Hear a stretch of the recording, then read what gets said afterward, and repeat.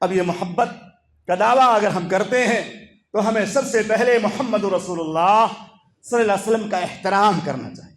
احترام بہت ضروری چیز ہے۔ اللہ کے نبی صلی اللہ علیہ وسلم کے جو صحابہ تھے، آپ صلی اللہ علیہ وسلم کے سامنے اونچی آواز سے بات نہیں کرتے تھے، اور احترام رسول کا یہ مقام ہے کہ آپ کی شان میں گستاخی کرنا، آپ کے سامنے بلند آواز سے بات کرنا یہ بھی جائز نہیں ہے۔ گستاخی تو بہت دور کی بات ہے، بلند آواز سے بولنا بھی جائز نہیں ہے۔ یہ ایسی شان ہے محمد رسول اللہ صلی اللہ علیہ وسلم کی کہ آدمی اگر آپ کی شان میں اس طرح سے بلند آواز سے بات بھی کرے تو گستاخی ہو جائے۔ اللہ رب العالمین نے ارشاد فرمایا ان الذين يغضون اصواتهم عند رسول الله اولئك الذين امتحن الله قلوبهم للتقوى لهم مغفرة واجر عظیم۔ بے شک وہ لوگ جو اللہ کے نبی محمد رسول اللہ صلی اللہ علیہ وسلم کے سامنے اپنی آوازوں کو پست رکھتے ہیں، اللہ نے ایسے دلوں کو ایمان کے لیے چن لیا، جانچ لیا۔ لهم مغفرة واجر عظیم، ایسے لوگوں کے لیے مغفرت اور بہت بڑا اجر ہے۔ یہ صحابہ کرام کی شان اللہ نے بیان فرمائی کہ نبی کا احترام کرتے ہیں، بات کرتے ہوئے ڈرتے ہیں کہ کہیں میری بات نبی صلی اللہ علیہ وسلم کی آواز سے زیادہ تیز نہ ہو جائے، آپ کی بات سے بلند نہ ہو جائے۔ اگر کوئی آدمی کسی سے پیار کرتا ہے، چاہے وہ کوئی آقا ہو، چاہے کوئی استاد ہو، چاہے کوئی باپ ہو، تو اس کے سامنے بلند آواز سے بات نہیں کرتا۔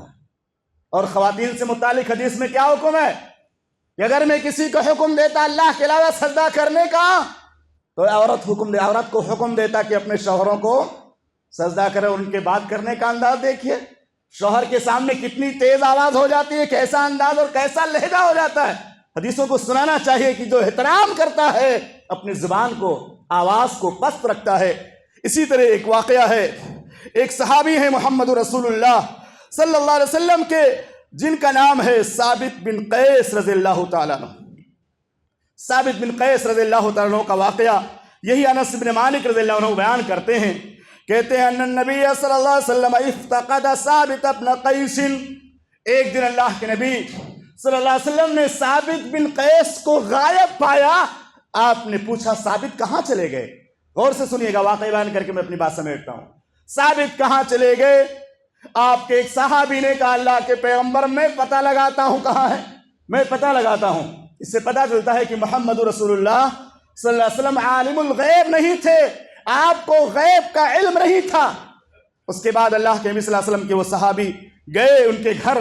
جب گھر میں گئے تو دیکھا جالسن فی بیتہ منکسن راسہ، اپنا سر نیچے کیے ہوئے بیٹھے ہوئے ہیں خاموشی کے ساتھ۔ پوچھا کیا ماجرا ہے؟ کہا میرا حال بہت برا ہے، میں تو برباد ہو گیا، میں تو برباد ہو گیا، تباہ ہو گیا۔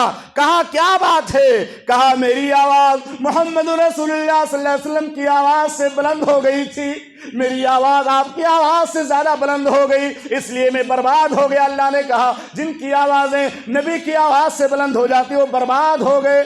اللہ کے نبی صلی اللہ علیہ وسلم کے پاس واپس آئے صحابی کا، اللہ کے پیغمبر وہ تو گھر سے نکلنے کا نام ہی نہیں لے رہے، اسی ٹینشن میں اندر بیٹھے ہیں سر جھکا کے، اور کہتے ہیں میں تو برباد ہو گیا کہ میری آواز بلند ہے، جب میں بات کرتا ہوں تو محمد رسول اللہ صلی اللہ علیہ وسلم کی آواز سے میری آواز بلند ہو جایا کرتی۔